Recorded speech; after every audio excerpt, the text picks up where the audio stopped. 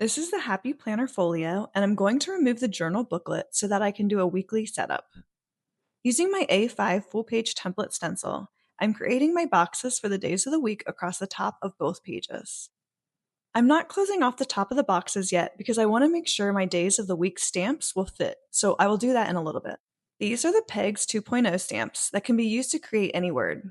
I'm going to do the 3-letter abbreviations for each day of the week. The letters just click together, and I like to make sure that the rubber end is squeezed tight together. So I have all of my days ready, and I'm grabbing my Catherine Pooler inks because they do not bleed or ghost in this journal. I always like to do a test stamp on scrap paper first, and then stamp on the page using the dots to help me line the stamps up. You can see that I'm lining the 3 letters into the center of the 3 dots. I do rock the stamps really gently, but not too much, to make sure that they stamp completely. And now I can close up the boxes with the stencil. Now that I know that the letters will all fit, the next time I do this layout, I will just close the boxes when I'm creating them instead of waiting until the end. Under each day's box, I'm making some task bullets. These will be for tasks that need to be completed that specific day, and then I'll make a weekly to-do list later. This next section will be for jotting down my dinner plans. You can see I am only making 2 highlighted lines in each box. This keeps it looking clean and doesn't saturate the paper too much. You can also see I'm holding the stencil right where I'm working so it doesn't shift or lift up at all. I'm going to use menu as my header. Then I can move on to making habit trackers. I'll write the habit on the line and then fill in the circles for each day that I complete the habit. This section here is called the Alistair method. You just write down your task on the left side one time, and then mark the days you'll be doing them on the right side. I'll show an example towards the end of the video.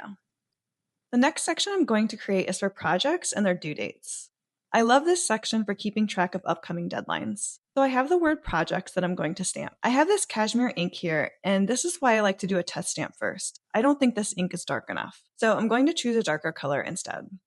This section over here will be for finances. I'll write my bills here with the dollar amount and what it was for, and then this pie chart will be for how the money was spent or if it was saved. These dollar amounts could be used for budget and actual spending or dollars spent versus saved. And then of course I have to add a cute heading. And over here is where I'll put my tasks that can be done anytime during the week. Depending on how big you write, you may want to add a bullet on every other line so you have more space to write.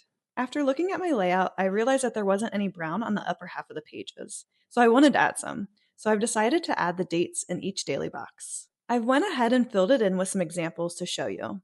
So you have your daily boxes with what's going on that day, your weekly tasks, your daily tasks, habits, chores where you can write the task once and then put a dot on the days you'll do it, dinner plans, projects with their due dates in a checkbox, bills, pie chart that shows spending, and savings.